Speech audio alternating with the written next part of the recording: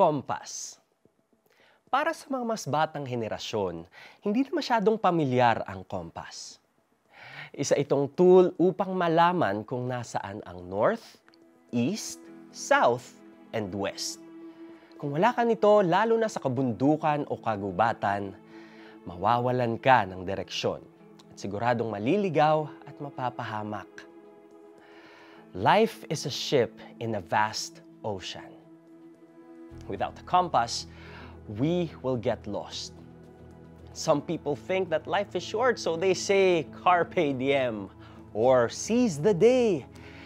Que sera, sera. Whatever will happen is bound to happen. After which, one mistake after another happens. Ayun na. Hindi na nila alam kung saan sila pupunta.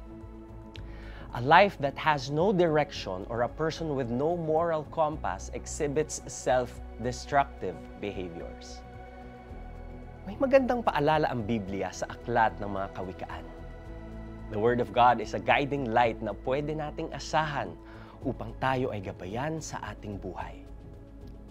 Kasama rin dito ang paggagabay at pakikinig sa ating mga magulang upang turuan tayong mga anak na makita ang tamang landas.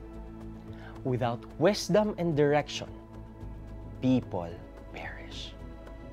The Word of God reveals the living God, Jesus Christ.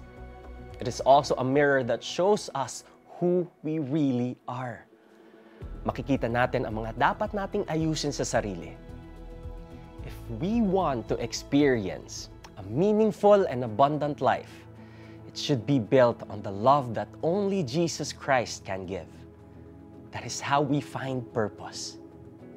Direction comes from knowing the author of life. Who can better direct us but the one who designed and created us?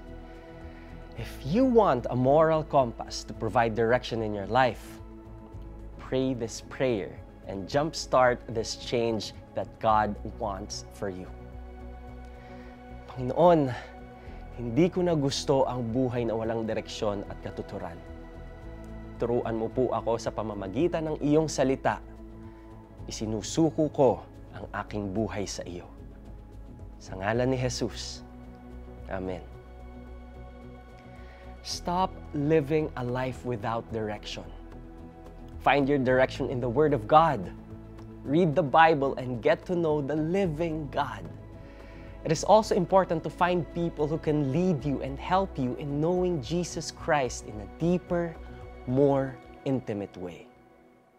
Anak ko, ang aral ko ay huwag mong lilimutin. Lahat ng aking utos sa isipan mo'y itanim. Upang araw mo'y tumagal, humaba ang iyong buhay, at maging masagana sa lahat ng kailangan. Pananalig at katapatay, huwag mong tatalikuran. Ikwintas sa iyong liig at itanim sa isipan. Sa gayon, malulugod sa iyo ang Diyos at kikilalanin ka ng mga tao. Mga Kawikaan 3 verses 1 to 4. Ito po si Neo Rivera. God bless you.